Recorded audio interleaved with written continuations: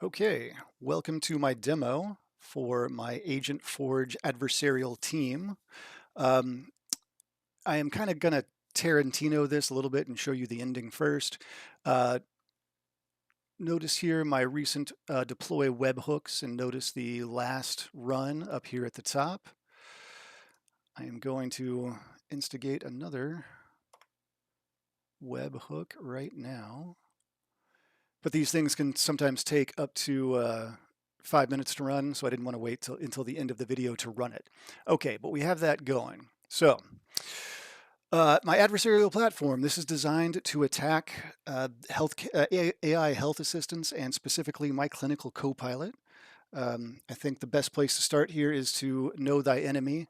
So the threat model document here talks about how I analyze the copilot and found attack surfaces and attack categories. So I've got 6 attack surfaces that are detailed here.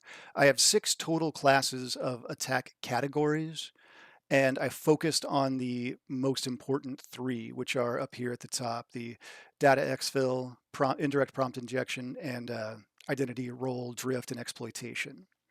So those are the 3 that I've focused on. But like I said, I do have 3 more defined. As we go through this, you'll see that I think what I've done here checks all the boxes for the PRD. But there are several different axes on which I can upgrade very easily for a version 2. So to take a look at my agent team here, let me start down here with the control plane. I do have a reconnaissance agent right now who will get basic information about our target.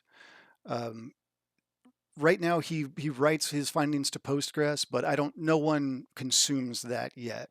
That would be a version 2 thing for if I were going to have more than just my Copilot target, he would be the first agent dispatched. My orchestrator here. Originally, my orchestrator was going to sometimes call a haiku model, but as I went farther and farther, I realized my orchestrator really doesn't need to call any LLMs. Everything he does is very deterministic. It is this formula right here that my orchestrator uses to choose the next attack path. So it's deterministic. He chooses an attack path, and it gets sent to my red team up here. The red team, I was running locally with a obliterated llama on my machine, but now I'm using DeepSeek 3.1 via OpenRouter. So my red team takes the seed that is passed to them by the orchestrator, use that seed to form an attack prompt on the target. The response from the target will get judged by my judge agent here. Right now, my judge agent is a 4.0, is a GPT-4o mini.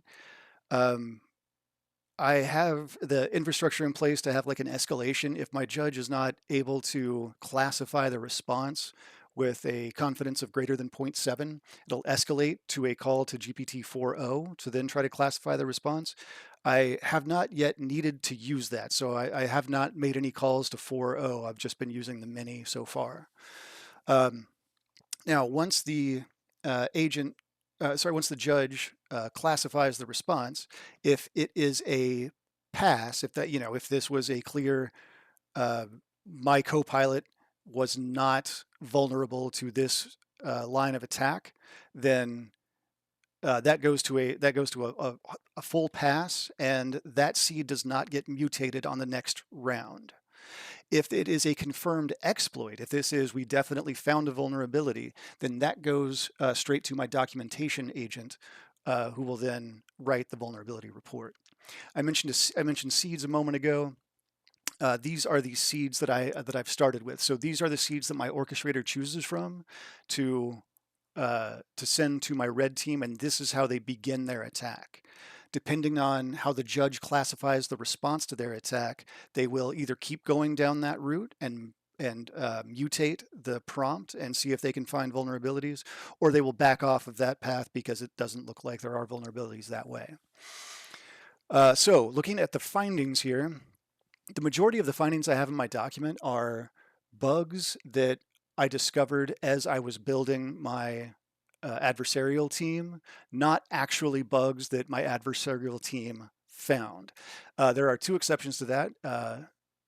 Finding 6 and finding 8 are legitimate uh, vulnerabilities that my attack team caught, and we have written up the remediation recommendations, and so sometime in the future I will fix these on the Copilot side. Now let's go back to my dashboard here. Let me refresh. Okay, there we go. So this is excellent. Okay, so this is the webhook that I just ran at the beginning of the video. The two cases that were checked were finding 6 and finding number 8, the ones I just mentioned.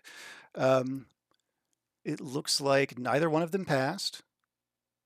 Okay, one of them is regressed, so still just a failure, and one of them is flaky. Okay, I'll have to look into that, see what I can do about it. Oh yeah, here are the regression cases right here listed for us. Okay, so we know which one is which.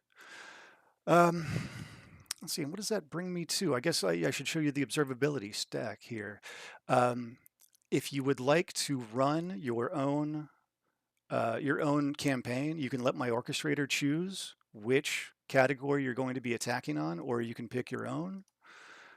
You can choose a number of seeds to start with, how many rounds you'd like to go. I'll do a quick demo here. I will launch an attack. Should be just a few seconds. And once this resolves, excellent. Once this resolves, you can click here and view the attack in Langfuse. Very good. Okay. Excellent. So this is just our one seed, one attack, or one seed, one round that I just ran. If you would like to see, yeah, here is a full campaign that I ran earlier in the day. And so you can see the 3 seeds that I started with, and then which seeds get mutated for the subsequent rounds. So all of these hypothetical framing round 2s were built on, or are mutated from, this single hypothetical framing from round 1. And if you'd like to trace this through, you can see the parent attempt ID of all of these subsequent ones do go back to the original hypothetical framing seed. Once again, my video is 8 minutes long. Thank you for taking the time to watch this. I think that about covers it.